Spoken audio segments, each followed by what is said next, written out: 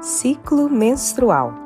Todo mundo já ouviu falar, mas será que você entende de verdade? Hoje eu vou te mostrar passo a passo, com direito a hormônio, folículo, ovulação e tudo mais, de um jeito que vai grudar na sua cabeça. Bora lá? Antes de começar, já deixa o like nesse vídeo, se esse assunto te interessa. Isso ajuda demais o vídeo a alcançar mais gente que precisa entender esse conteúdo. O ciclo menstrual é basicamente uma sequência de mudanças hormonais e estruturais que acontece no corpo da mulher, em média a cada 28 dias. Mas relaxa, essa duração varia bastante de pessoa para pessoa. Na prática, o ciclo normal é considerado dentro de uma faixa bem mais ampla, de 24 a 32 dias. E no fim das contas, todo esse processo é o corpo se preparando para uma possível gravidez. Um detalhe importante antes de seguir. Você vai ver por aí o termo ciclo menstrual só para falar do que acontece no útero, o chamado ciclo uterino. Só que outras fontes usam ciclo menstrual de forma mais ampla, incluindo também o que acontece nos ovários, o ciclo ovariano. Aqui no canal a gente vai trabalhar com os dois, o ciclo ovariano, que acontece nos ovários, e o ciclo uterino, que acontece no útero. Afinal, eles acontecem ao mesmo tempo, se influenciam o tempo todo e são o assunto aqui de hoje. Antes de entrar nas fases, um resuminho rápido de anatomia. Nós temos os ovários e bem pertinho deles, mas sem estar grudado, as tubas uterinas, e elas dão acesso direto ao útero.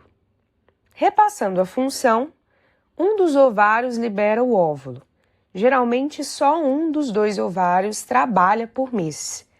Esse óvulo entra na tuba uterina e, se encontrar um espermatozoide no caminho, pode ser fertilizado ali mesmo, começando a se dividir enquanto caminha para se implantar lá no revestimento do útero.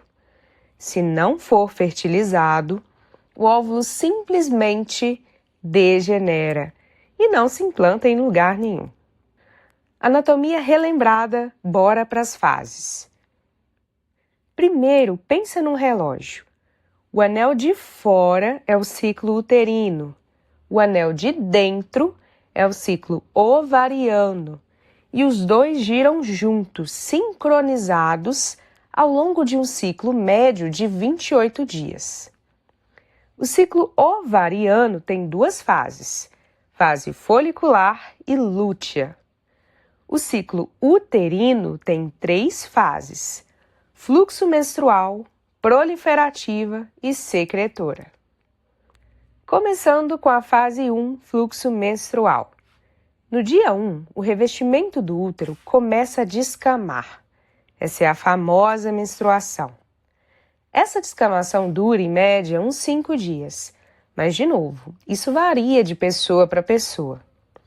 Enquanto isso, nos ovários, começa a fase folicular. Pequenos folículos, que são tipo umas casinhas para os óvulos, começam a crescer. Fase 2, proliferativa. O endométrio, nome chique para o revestimento do útero, começa a se reconstruir. E essa reconstrução precisa ser caprichada, porque esse tecido vai precisar estar bem vascularizado para poder nutrir um possível blastocisto, que nada mais é do que um óvulo fertilizado depois de várias divisões celulares. Nos ovários, ainda estamos na fase folicular. Os folículos continuam crescendo e começam a se aproximar da superfície do ovário. E olha, se você já está aprendendo bastante coisa nova até aqui, comenta aqui embaixo de onde você está assistindo e o que te trouxe até esse vídeo. Adoro saber quem está do outro lado aí da telinha. Por volta do 14º dia. Aqui é o grande momento. O folículo mais maduro e dominante se rompe e libera o óvulo. É a ovulação. Esse óvulo entra na tuba uterina, onde pode ou não encontrar o espermatozoide, e leva cerca de 14 dias percorrendo esse caminho. Os outros folículos, que não venceram essa corrida, simplesmente degeneram, e aquele óvulo se perde para sempre. Mas relaxa, sempre tem mais óvulos guardados para o próximo ciclo. Ah, e uma curiosidade fisiológica bem útil na prática. É justamente por volta da ovulação que a temperatura corporal basal começa a subir. Os hormônios sexuais influenciam diretamente essa temperatura, que aumenta cerca de 0,5 graus Celsius quando a mulher entra na fase lútea. Por isso, esse é um dos métodos usados para tentar identificar o período fértil. Depois da ovulação, o ovário entra na fase lútea. E aquele folículo que se rompeu? Ele não desapareceu.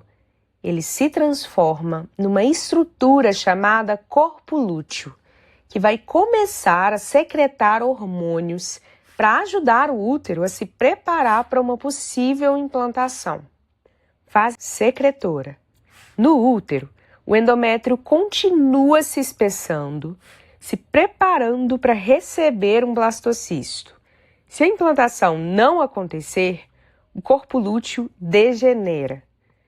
O endométrio se desfaz e adivinha, voltamos para o dia 1. Com um novo sangramento e o ciclo recomeça. Agora que você já pegou essa visão geral, bora entender quem manda nesse jogo todo. Primeiro personagem, o hipotálamo. Lá no cérebro, ele libera o hormônio GnRH, hormônio liberador de gonadotrofina, cuja missão é estimular a hipófise anterior. A hipófise anterior, por sua vez, libera 2 hormônios essenciais, FSH, folículo estimulante, e o LH, luteinizante. O FSH estimula o crescimento dos folículos. O LH também ajuda nesse crescimento, mas o papel principal dele é disparar a ovulação e apoiar os ovários na produção hormonal. E por fim, os próprios ovários também são glândulas. Eles produzem estradiol, um tipo de estrogênio, e progesterona. 2 hormônios que são protagonistas nessa história toda. Preparados para o nível 2? Agora nós vamos rodar o ciclo de novo, de olho nos hormônios. E para fixar de vez, dá para resumir essa dança hormonal toda em 4 movimentos principais. Decorou esses 4, decorou o ciclo. Primeiro, FSH em cena.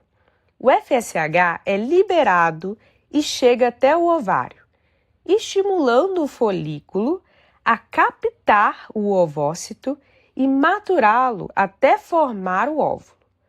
Depois que o óvulo se forma, o nível de FSH cai. Segundo passo, estrogênio assume.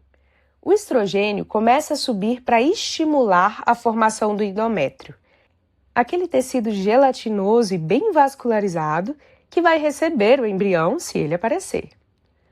Depois que o endométrio está formado, o estrogênio começa a cair. E é aí que o LH entra em cena.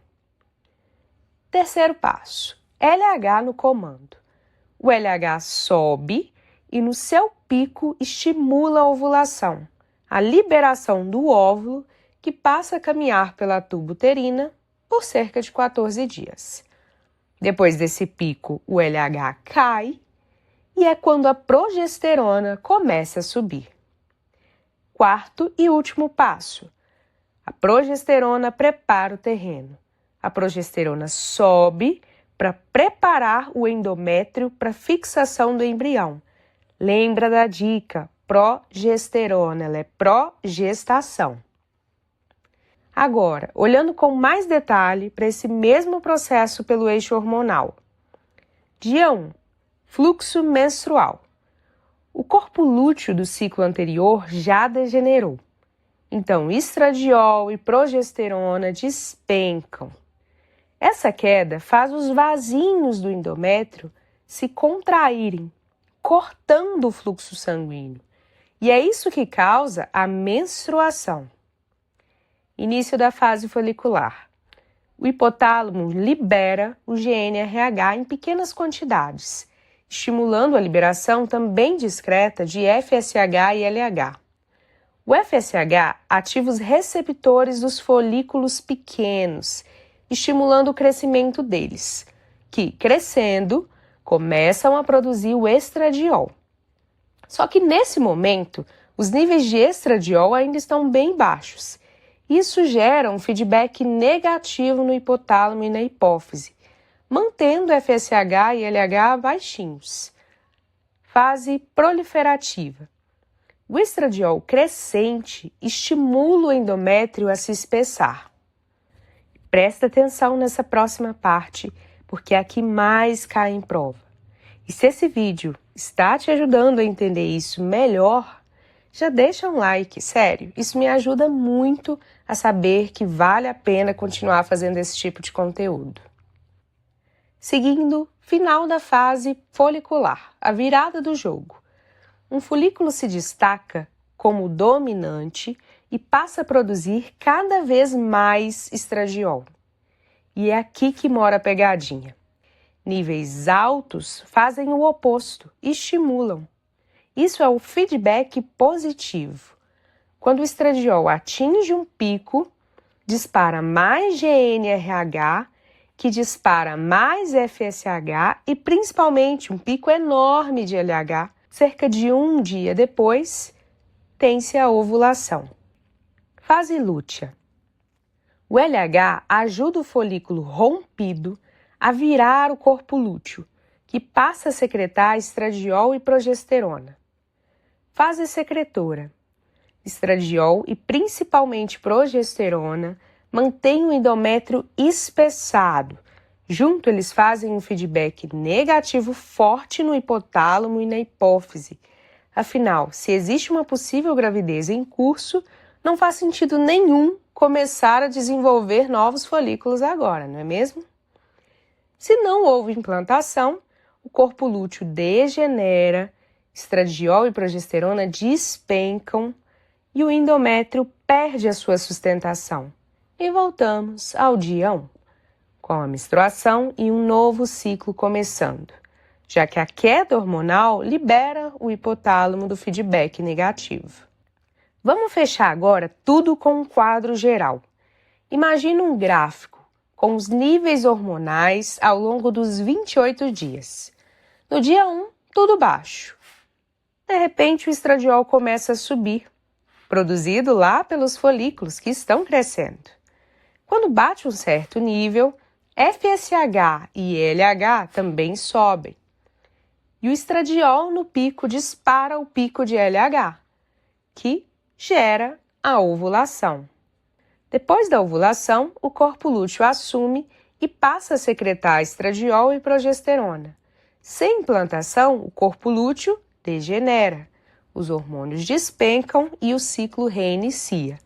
E se acontecer a implementação? Muda tudo. O endométrio precisa se manter, não pode descamar. E o corpo não pode liberar outro óvulo com uma gravidez já em curso. Nesse cenário, o blastocisto começa a liberar o HCG. Sim, aquele hormônio que os testes de farmácia detectam. O HCG mantém o corpo lúteo ativo, o que é essencial, porque a progesterona que ele produz é fundamental para manter o endométrio. Depois de um tempo, a placenta assume a produção hormonal e o corpo lúteo meio que se aposenta. E é isso por hoje aqui no Big Saúde. Se esse conteúdo te ajudou a entender de vez esse ciclo, deixa aqui embaixo, comenta, compartilha com quem também está estudando e não esquece de se inscrever no canal e ativar o sininho, porque tem muito mais conteúdo assim vindo por aí. É isso, nos vemos no próximo vídeo.